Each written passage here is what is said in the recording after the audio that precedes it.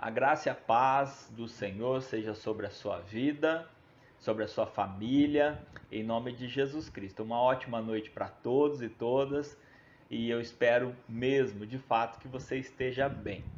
Amém? Quero compartilhar, e como eu amo compartilhar a palavra do Senhor, porque ela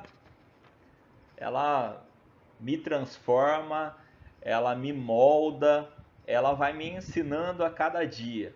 E eu fico tão feliz com tudo que Deus me ensina, com tudo que Deus me mostra, que por isso que eu digo, jamais para minha vida será um peso falar do Senhor e falar da palavra do Senhor. Porque é tão maravilhoso como ela fala comigo, que a verdade é que eu não me aguento e eu quero falar aquilo que Deus falou comigo. Por isso que eu sempre digo assim, é um privilégio. Quando nós estamos na igreja, eu sempre digo, é um privilégio estar aqui. Quando nós vamos fazer alguma coisa para o Senhor, eu sempre digo, é um privilégio. E a gente sempre tem que encarar dessa forma. Porque é tão maravilhoso servir a um Deus como o nosso Deus, é tão maravilhoso poder ser usado por Ele, ainda mais quando eu olho para mim mesmo e vejo que eu não mereço nem um pouco ser usado por Ele. Quando eu olho para mim mesmo e falo assim, Senhor, o Senhor é bom demais mesmo, o Senhor é muito misericordioso, porque usar uma pessoa como eu, de fato, o Senhor tem que ser muito bom mesmo. Então é tão gostoso, né, poder ouvir a voz do Senhor, poder ver a palavra do Senhor sendo revelada para mim dia após dia, que não tem outra palavra para eu poder dizer para vocês senão a palavra privilégio. É um privilégio. Principalmente por quê? Porque a cada palavra do Senhor que eu recebo, eu vejo Deus restaurando a minha vida. Eu vejo Deus transformando a minha vida, né? Curando, reformando. Né? Nós somos seres humanos, nós somos pessoas que fomos deformados pelo mundo. Né? Nós crescemos e fomos instruídos pelo mundo, pela sociedade, e quando nós encontramos a Cristo, conforme nós vamos encontrando a Cristo, porque eu sempre digo isso, eu acredito muito nisso, houve um momento em que eu conhecia Cristo, mas o meu encontro com Cristo ele acontece todos os dias. Então todos os dias eu vou encontrando e vou conhecendo Cristo. Cada dia mais eu conheço mais o Senhor. E é isso que Ele espera de cada um de nós, que a cada dia a gente conheça mais e mais a Ele, e que todos os dias a gente de fato tenha um encontro com Ele.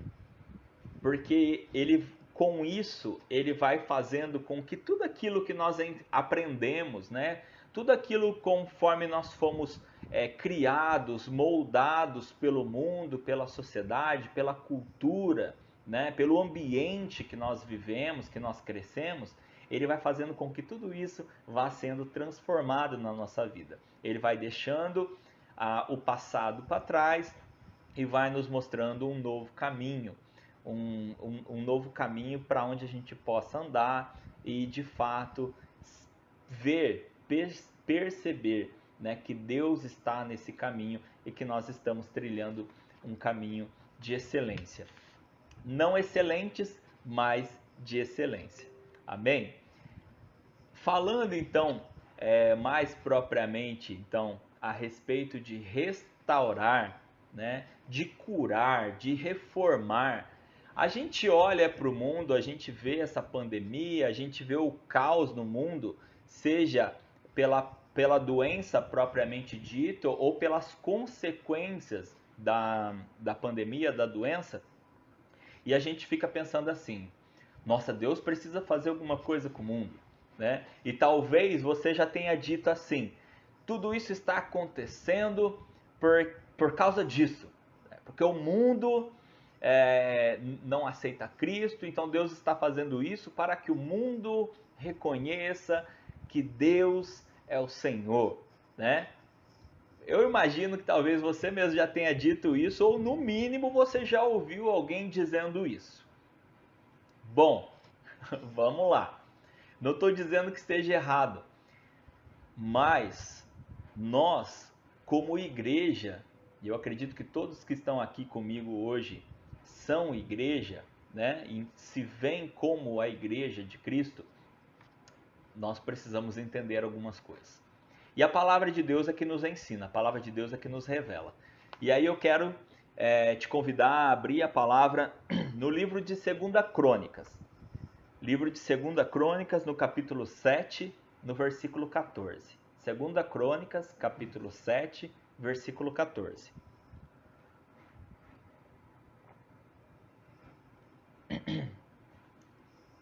Segunda Crônicas, Antigo Testamento, pouquinho depois do Pentateuco, ali, dos primeiros livros da Bíblia, ali entre os livros históricos. Está a Segunda Crônicas e você vai abrir ali no capítulo 7, no versículo 14, que diz assim: Se o meu povo, que se chama pelo meu nome, se humilhar, orar, me buscar e se converter dos seus maus caminhos, eu ouvirei dos céus, perdoarei os seus pecados e sararei a sua terra.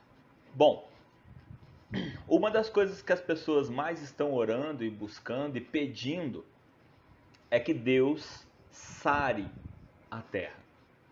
É que Deus cure a terra dessa doença que está espalhada por todo o mundo e que novas variantes da Covid vêm aparecendo, né?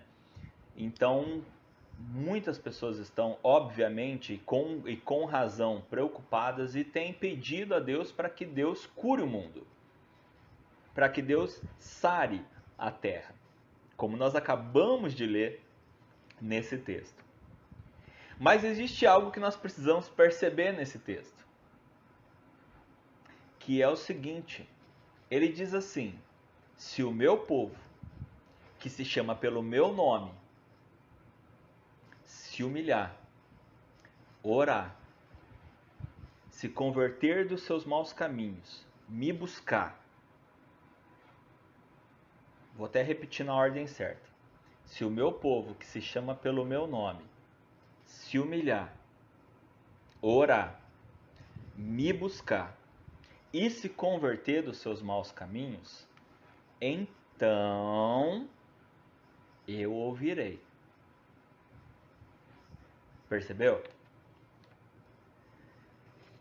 Só nesse versículo a gente tem muita coisa para entender a respeito do relacionamento de Deus com o seu povo e do relacionamento de Deus com o mundo, com a terra. Só nesse versículo. Primeiro,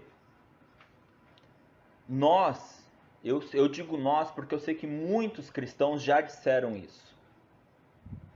Essa pandemia atacou desse jeito porque o mundo não conhece a Deus, porque o mundo não se rende a Deus. Aqui no Brasil, mais especificadamente,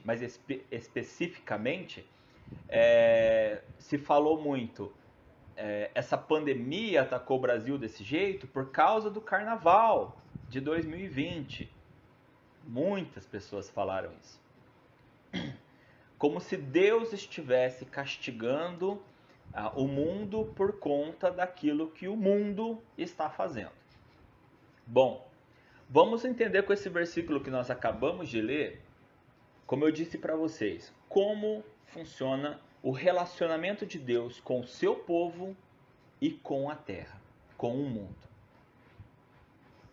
Deus disse nesse texto que nós acabamos de ler que se o meu povo, que se chama pelo meu nome, ou seja, para quem ele está designando uma tarefa, para quem ele está chamando para uma responsabilidade, quem Deus está chamando a responsabilidade. para o povo dele, não para o mundo. Correto? É para o povo dele que ele está falando. Se o meu povo, que se chama pelo meu nome, se humilhar, orar, me buscar e se converter dos seus maus caminhos, percebe, ele não disse assim. Presta atenção. Ele não disse assim: se o mundo, se os pecadores, se eles reconhecerem que eu sou Deus, então eu vou fazer isso. Ele não disse isso. Ele disse: se o povo dele, aqueles que creem, se o povo dele, se o meu povo, se humilhar, tá? Então, primeiro ponto, vamos aqui, vamos por etapa. Primeiro ponto, quem Deus chama a responsabilidade? Não é do mundo, não é dos pecadores, é do seu povo. Ou seja, a responsabilidade é nossa.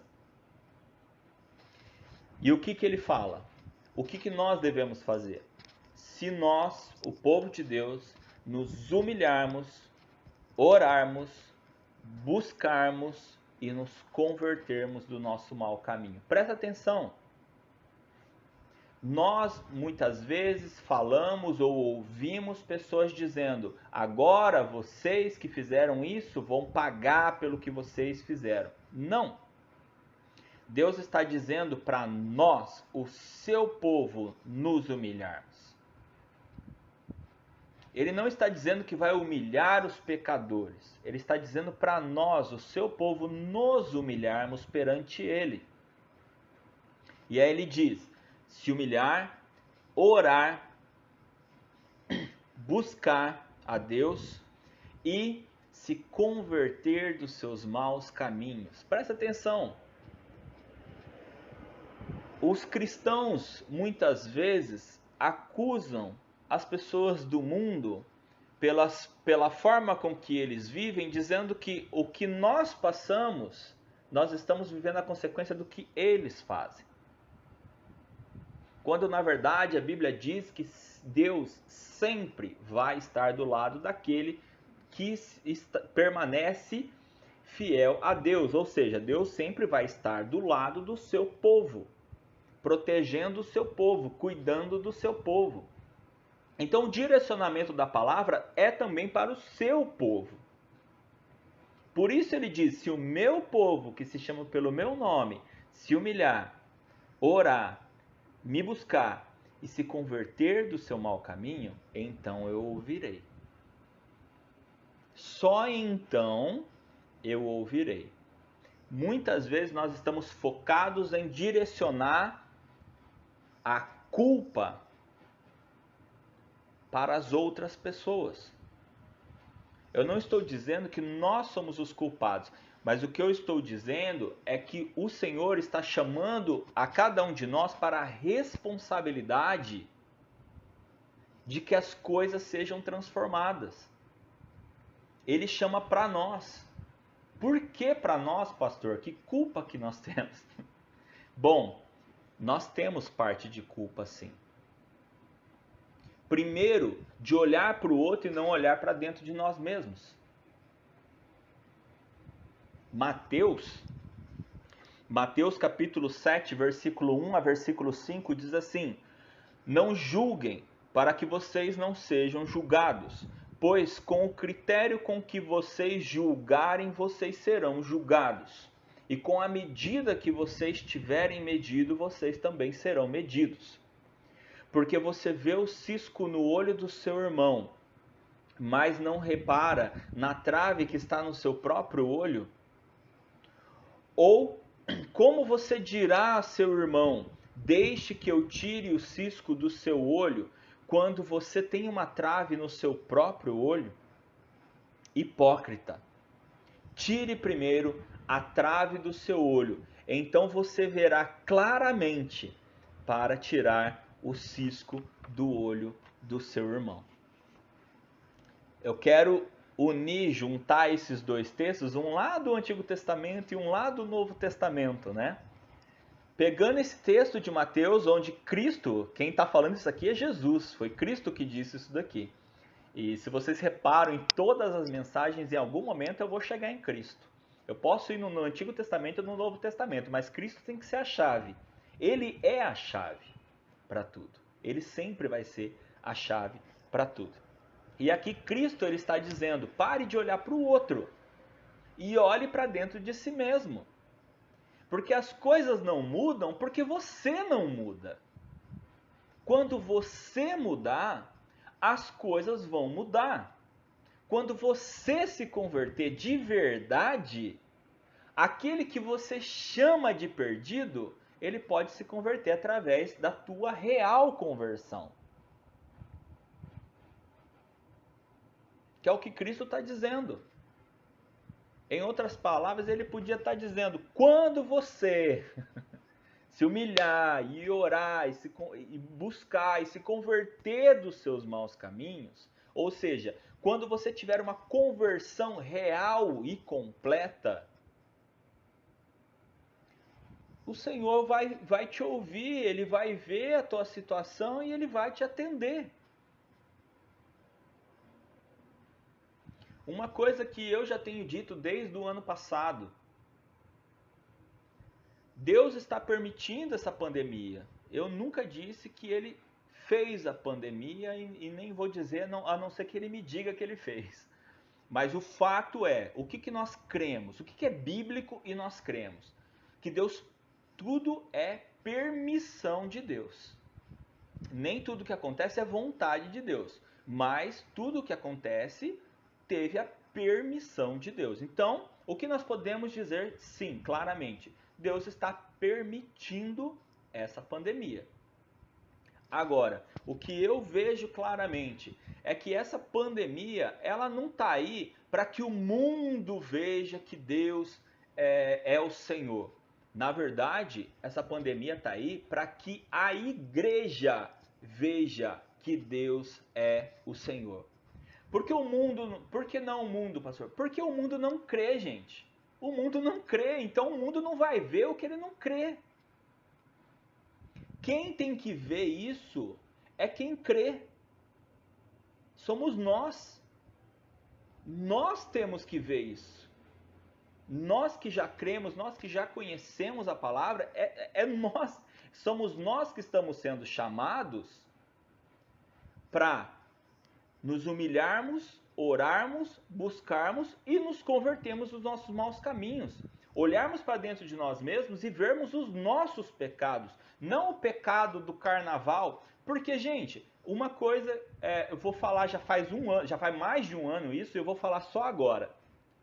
Mas eu sempre fiquei indignado com as pessoas falando mal do que fizeram no carnaval do ano passado. Por quê, pastor? Porque, gente, pelo amor de Deus, vamos pensar aqui. O que você esperava que o carnaval fizesse? Que respeitasse Deus? Que respeitasse Jesus? Gente, é uma festa mundana. É uma festa pagã. É uma festa do mundo. Por que você esperava que eles respeitassem Deus? Por que as pessoas esperavam que eles respeitassem Jesus? Deus não espera respeito do mundo. Ele não espera isso. Ele espera respeito nosso. Ele espera respeito daqueles que creem. Ele espera respeito daqueles que são seus filhos e filhas. É deles, é de nós que Deus espera o respeito. Não são dos iníquos, não é do mundo que ele espera respeito. Então eu fico indignado quando as pessoas falam assim, que absurdo que fizeram no carnaval. Eu falo assim, mas o que você esperava? Que eles fizessem louvores? Que eles fizessem uma alegoria para Deus? Exaltando Deus? É uma festa do mundo. O próprio nome diz, é carnaval. É a festa da carne. O que nós devemos olhar é para dentro de nós mesmos, se nós estamos fazendo a coisa certa. Porque enquanto o mundo está sendo mundo, e o que Deus espera do mundo é que o mundo continue sendo mundo, tá? A diferença Deus espera da igreja. A diferença Deus espera daqueles que creem. O mundo está sendo o mundo. Natural. Agora, o que a igreja está sendo? O que eu e você estamos sendo? Nós estamos sendo esses que fazem a diferença? Nós estamos sendo esses que olhamos para dentro de nós mesmos, reconhecemos os nossos pecados, porque enxergar o pecado do outro é muito fácil. Eu acabei de ler Mateus aqui. Enxergar o pecado do outro é muito fácil. Aliás, é muito mais fácil enxergar um pecadinho do outro do que o pecado que eu tenho, muitas vezes, tenho até o meu pecado de estimação, tá aqui do meu lado, eu tô só criando ele, só engordando ele, tô só alimentando ele, mas ele eu não vejo. A trave que está dentro do meu olho eu não vejo, mas eu enxergar o cisco do olho do outro é muito fácil. Deus está esperando é de nós, da sua igreja, do seu povo. Se o meu povo, que se chama pelo meu nome, se humilhar, orar, me buscar e se converter dos seus maus caminhos, então, e só então, eu ouvirei. Eu ouvirei dos céus, perdoarei os seus pecados e sararei a sua terra. Percebe? Deus abençoa o iníquo, Deus abençoa os pecadores através do seu povo. Não espere que o mundo reconheça que Deus é Deus. Porque Deus espera é que você reconheça que Ele é Deus. Aí o mundo vai reconhecer que você é um filho de Deus. Quando você fizer a diferença. Quando você demonstrar a diferença. Amém? 2 Timóteo capítulo 2, versículo 19 diz assim: entretanto, o firme fundamento de Deus permanece, tendo este selo: o Senhor conhece os que lhe pertencem. E mais, afaste-se da injustiça todo aquele que professa o nome do Senhor. Vou repetir. Entretanto, o firme fundamento de Deus permanece. E aqui eu vou repetir algo. Tudo na vida passa. A única coisa que não passa, que a própria Bíblia nos ensina, é a palavra de Deus. É a palavra de Deus. Que é esse início do versículo aqui. Entretanto, o firme fundamento de Deus permanece. Tendo este selo, o Senhor conhece os que lhe pertencem. O Senhor sabe quem pertence a Ele. Ele sabe. Ele sabe se eu, Ele sabe se você, de fato, pertencemos a Ele. Amém? E mais, afaste-se da injustiça todo aquele que professa o nome do Senhor. Afaste-se da injustiça todo aquele que professa o nome do Senhor. Nós precisamos fazer a diferença. E aqui eu quero citar um homem que fez a diferença no seu tempo. Não está na Bíblia. Quero citar um homem fora da Bíblia. Um homem que fez muita diferença no seu tempo para toda a sua nação. A fé dele e a atitude dele trouxe cura e restauração para a sua nação. Estou falando de John Wesley. John Wesley ou João Wesley. John Wesley foi um homem, um exemplo a ser seguido. Não é alguém para ser idolatrado, com certeza não. Tinha seus defeitos, suas falhas. Mas como a própria Bíblia diz, a quem honra, honra. Né? E ele de fato teve um exemplo muito lindo que de fato nós devemos seguir. A Inglaterra estava em caos na época em que John Wesley viveu. né, no meados de 1700 e 1800, século XVIII. No século XVIII, a Inglaterra estava o caos. O caos. E esse homem, John Wesley, ele iniciou um movimento que trouxe restauração para a Inglaterra. Uma grande restauração na Inglaterra. Para vocês terem uma ideia, nesse período estava acontecendo a Revolução na Inglaterra. E a Revolução da Inglaterra é considerada a única grande revolução do mundo que não foi violenta, não foi feita com guerra. E o mérito foi dado a John Wesley e o movimento metodista na Inglaterra. Porque um povo resolveu se humilhar, orar, buscar e se converter dos seus maus caminhos e interceder pela sua nação, interceder pelo seu povo. E eles fizeram a diferença. Eles fizeram a diferença para toda a sua nação. E ainda digo mais, porque o legado que eles deixaram ainda transformou muita gente por todo o mundo. Por todo o mundo. E o que Deus está esperando de cada um de nós é que nós tenhamos essas mesmas atitudes. O que Deus está esperando de cada um de nós é que nós tenhamos essa mesma atitude. De olhar para dentro de nós mesmos, reconhecermos as nossas falhas, reconhecermos eu vou dar um nome mais específico, né? Porque falhas fica muito genérico. Reconhecermos o nosso pecado. Reconhecermos o nosso pecado. Nós precisamos fazer isso. Cada um de nós precisa fazer isso. Reconhecermos os nossos pecados. Deus falou isso para o povo dele. Não foi para os chamados pecadores. Porque eu e você somos também. Eu e você também somos pecadores, pois todos pecaram e carecem da glória de Deus. Nós precisamos reconhecer os nossos pecados. Nós precisamos abandonar os nossos pecados. Nós precisamos nos converter dos nossos maus caminhos.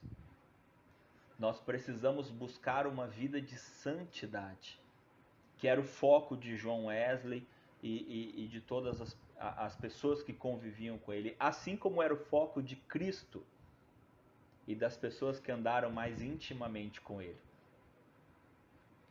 Se eu usei o exemplo de John Wesley, quem dirá então usar o exemplo de Jesus Cristo, que restaurou não só a sua própria nação, o seu povo, pessoas que estavam próximas a ele, ele restaurou a humanidade. Cristo restaurou a humanidade. Ele nunca pecou, mas ele se humilhou, ele orou e ele buscou.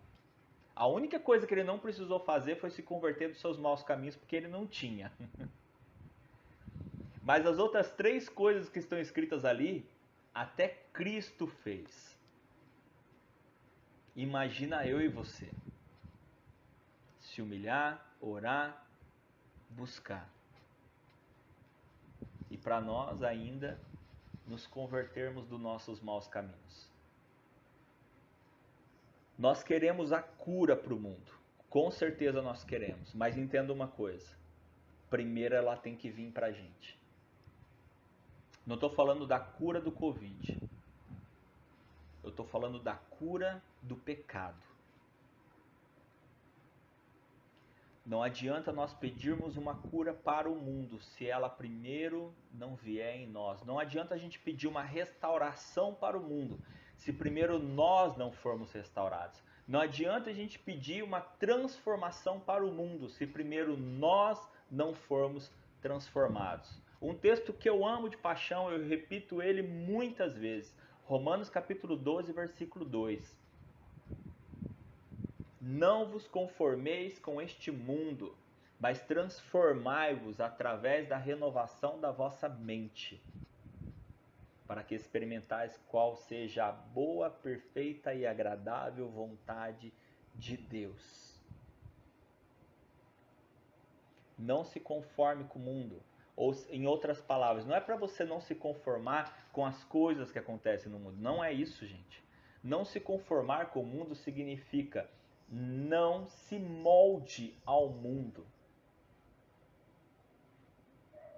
Não faça as coisas que o mundo faz. Deus te chamou para ser especial. Deus te chamou para fazer a diferença. Você não vai fazer a diferença se você estiver fazendo igual o mundo faz. Você não vai fazer a diferença se você fizer o que o mundo faz. E como o próprio texto de Romanos diz, a transformação vem de dentro. Não se conforme com o mundo, não se molde aos padrões do mundo, não se molde ao mundo, mas se transforme através da renovação da sua mente. Mude de dentro para fora. Comece aqui dentro. Nós precisamos mudar de dentro para fora. O mundo só vai ser transformado de dentro para fora. Dentro é a igreja. A igreja precisa ser transformada. A igreja precisa ser restaurada. A igreja precisa ser curada. Para que através da igreja Deus possa curar o mundo, restaurar o mundo, transformar o mundo. Porque Ele convoca o seu povo para se humilhar, orar, buscar e se converter. Para que aí então Ele ouça as nossas orações e sare, perdoe os nossos pecados e sare a nossa terra. Amém? Amém. Vamos orar.